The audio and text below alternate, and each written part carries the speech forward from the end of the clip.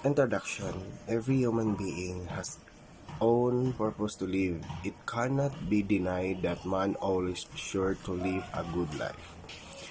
Thus living a good life brings happiness to man, but at so how many pros his happens in order to live a good life. Life depend on his desire. Abstraction.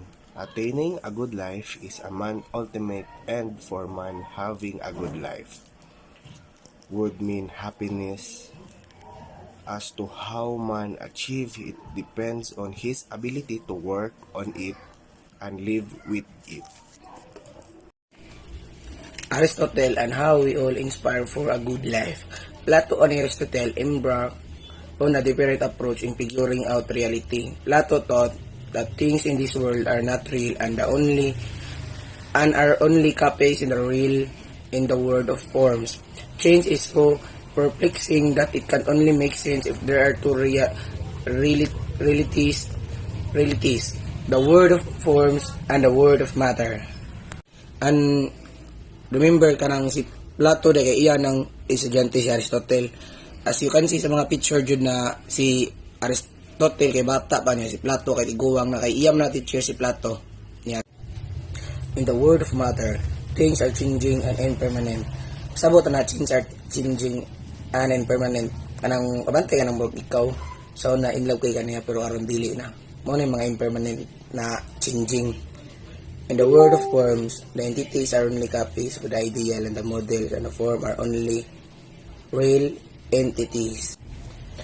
Aristotle forwarded the idea that there is no reality over and above what the senses can perceive, claiming that this world is all there is to it and that this world is the only reality we can all access.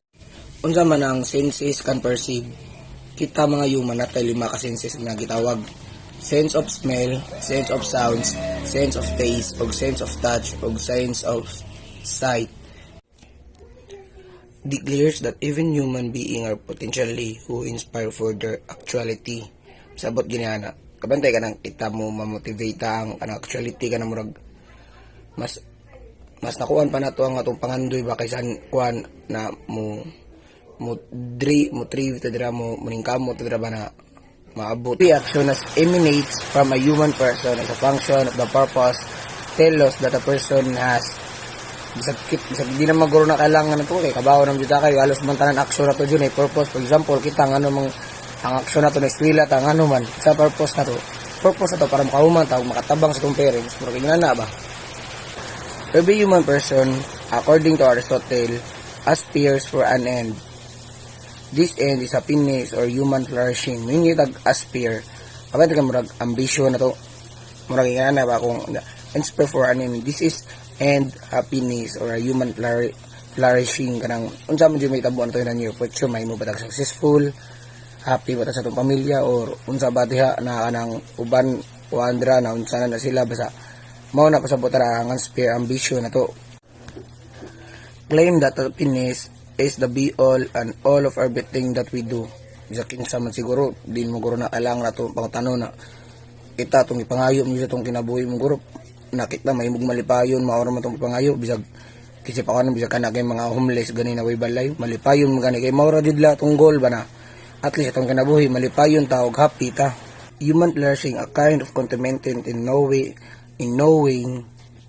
that one is getting the best out of life. For example, kita usa ka amigo na to nakagraduate ng college successful na kayang kinabuhi di ba feel kay na to murag happy siya ta as a friend niya na or as a best friend niya na at least usa ka amigo na to bisag kuan na ning kamot na makahawa sila na lugar para lang karon na nahimo na successful nindot kay sa feelings ba murag ginana ba a kind of sabag kayong contented kanang murag happy ka para sa imong mga kailan na nahimo successful nakuha nila mga ambition murag ginana. So good afternoon everyone, especially to Sir, and I'm going to report about the happiness as the goal of a good life. So there are 5 types of happiness that that the goal of a life. So first is the materialism. So this is the first materialist were the almost an ancient Greece. Then Democritus and Leucippus belief is that the world is made up of and is controlled by the tiny indivisible units in the world called atomos or seeds. Then for Democritus and his disciples, the world, including human being, is made up of matter. Then the only material entities matter in terms of human flourishing. Matter is what makes us attain happiness. So this means materialism is madala nimo ang happiness ug makapabuhat sa imong maayong binuhatan ug napoy uban nga mga tawo abusaran ra ang mga materialistic. Then the second is hedonism. So hedonism is the hedonness for the part see the end goal of life in acquiring pleasure.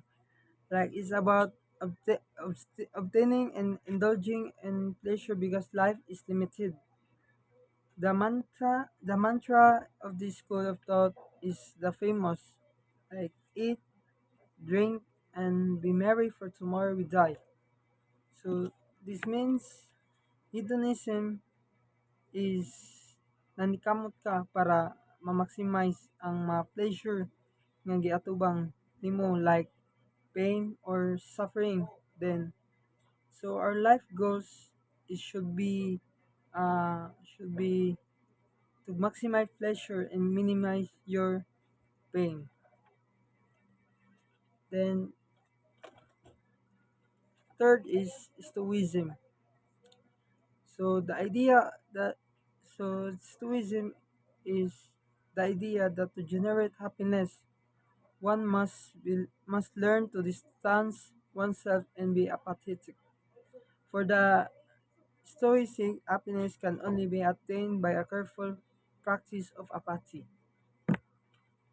So this means ang Stoicism is nagtuo nga ang yawi ang dakay is usa ka maayo malipayon nga kinabuhi ang mga cultivation sa imong kamaayo kaayo nga kahintang sa pangisip nga nagpamatud gyud nga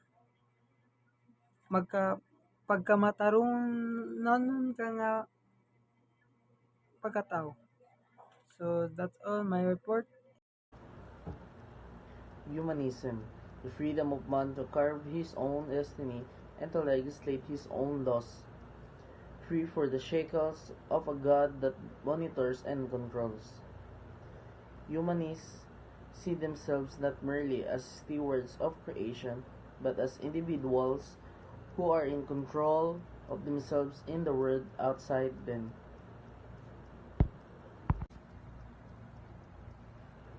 For me, humanism is a philosophical stance which affirms the fact that humans have dignity and worth, and that they are capable of discovering truths about the world and humanity's place within it purely by appealing the reasons and scientific method.